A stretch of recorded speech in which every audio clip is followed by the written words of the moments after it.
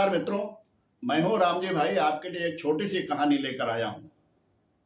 किसी ने बड़ी खास बात कही है कि संस्कार केवल स्कूल में नहीं मिलते हैं, परिवार अच्छा हो तो अच्छे संस्कार घर में भी मिलते हैं।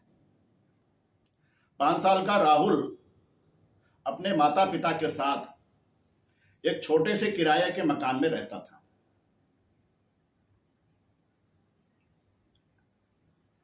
एक दिन उसके पिता उसको मेला दिखाने के लिए ले गए। राहुल ने मेला में घूमते घूमते एक खिलौने के दुकान पर एक कार मोटर का खिलौना पसंद कर लिया और अपने पिता से बोला कि पापा पापा ये कार वाला खिलौना हमको दिला दीजिए। राहुल के पिता ने दुकानदार से पूछा कि भाई ये खिलौने की कीमत कितनी है? तो दुकानदार ने बताया कि ये खिलौना 350 रुपये का है। राहुल के पिता के पास तो 350 रुपये थे नहीं। उन्होंने राहुल को समझाया कि बेटा, मेरे पास इस समय 350 रुपये नहीं है। जब अगला मेला आएगा तब तुम खिलौना खरीद लेना, और जो तुमको पॉकेट मनी का पैसा मिलता है उसमें से कुछ बचा बचा के अपने गुल्लक में डालते रहना, तो तुम्हारे पास खरीदने का पैसा भी हो जाएगा। राहुल को बात समझ में आ गई और बिना कार मोटर का खिलौना लिए राहुल घर वापस चला आया। जो उसे पॉकेट मनी मिलती थी उसमें से बचा बचा के अपने गुल्लक में वो डालने लगा। लगभग 6 महीना बीते होंगे तो राहुल ने अपने गुल्लक को चेक किया तो उसमें 390 रुपये निकले। राहुल ने अपने पापा से कहा कि पापा पापा हमें खिलौना दिला दीजिए, मेरे पास खिलौना भर के पैसा हो गया है। कुछ दिनों बाद जब मेला लगा तो उसके पापा खिलौना खरीदवाने के लिए घर से मेला के लिए निकले।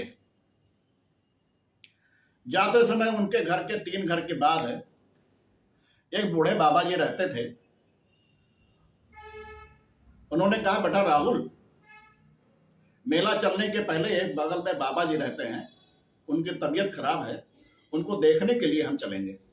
राहुल ने कहा, ठीक है पापा, चलो, उसके बाद चलेंगे मेला। राहुल के पापा अपने छोटे से बच्चे को लेकर बूढ़े से बाबा के घर पहुंचे। उन्होंने देखा कि बाबा बहुत बीमार हैं। 80 साल की उम्र है उनकी, बुखार से एकदम तप रहे हैं, कोई ठीक से दवा पानी उनका नहीं हो रहा है। उन्होंने उनका हालचाल पूछा और फिर वहां से राहुल को लेकर के मेला के लिए निकले।